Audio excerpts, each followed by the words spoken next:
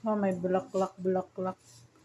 Yung buong itlog sa gitna. Jackpot ang makakuha. Kalahati lang sa kanila, hindi pantay.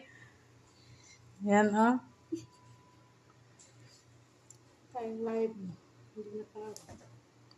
Kalahati. Sino pala ang una makahawak, makadampot? Swerte siya, buo yung itlog niya.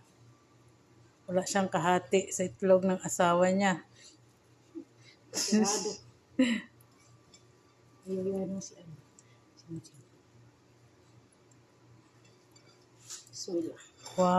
Wow!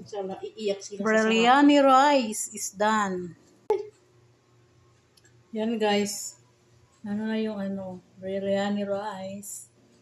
Done na siya guys. Done. Bye-bye.